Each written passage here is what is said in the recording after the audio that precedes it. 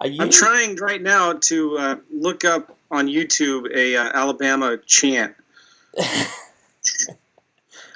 I was going to do Auburn. You know better now. Uh-huh. Okay, Rammer Jammer chant. Have you heard of that? Of course. We sing it every time we win.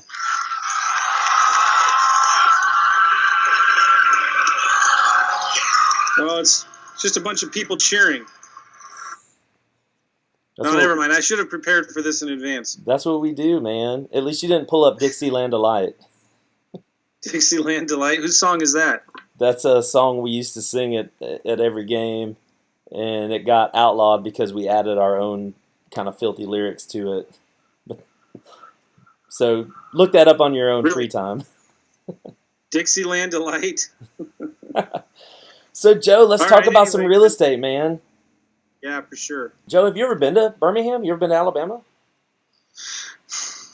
No, I was invited to speak at a REIA in Mobile, and I don't remember if I went or not. I don't think I did.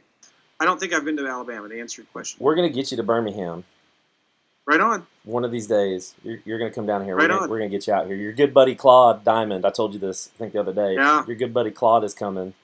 We're going to get you down here one of these days to speak to us. I hope you don't have anybody in your REIA who's easily offended. Claude, man, I love his approach. It's simple. My biggest thing with him and what I've learned from him is, man, and maybe give me your take on this as well. How do you not spend 20, 30, 40 minutes on the phone with a seller? Because you can easily do that. He's got the 3-minute timer that really forces you to think about time. Well, that 3-minute timer is really important because you're in business to make money today, as he always says, right? And so you should know within the first 3 to 5 minutes whether they're ready to do a business with you today. So you should know, like within that first 3 or 4 minutes, do they have a house they really need to sell? Are they a buyer that really needs to buy a house soon? And totally giving them permission to say no. But you have to set the agenda up front on these calls. You need to make sure that the seller or the buyer, whoever you're talking to, knows that you're not just going to give a bunch of free information. You're not trying to sell anything. Right. You're giving them permission to say no. And if they're ready, if there's some motivation, if they're ready to do business today, then you can spend more time with them and talk with them on the phone. But there's even times, I've got 20 sellers to call back, right? And I don't have time to spend to them and try to sell them on my lease purchase program or to try to convince them to discount their property 60, 70 cents on the dollar. So I'm just going to get some basic information from them and pretend like, you know what, I've only got a few minutes. My phone's lighting up. I got a ton of deals on my plate right now. I can only buy a couple this month. That's important. So let me get some basic information from you. And let me just ask you a few questions to see if your house would even work for me or not, right?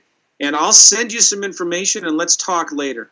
Having that whole thing, it's positioning, and it's powerful because you're not begging for them. You're not begging for deals. You can never chase a seller. You always got to make them chase you. That's right. And the faster you chase them, the faster they'll run. So it's positioning. So sometimes I just got them on the phone, and I'll just ask some basic questions because I'm busy, and then I'll either send them an offer or send them a letter or something in an email and in the mail and follow up later if they're still interested. Does that make sense? Yeah, absolutely.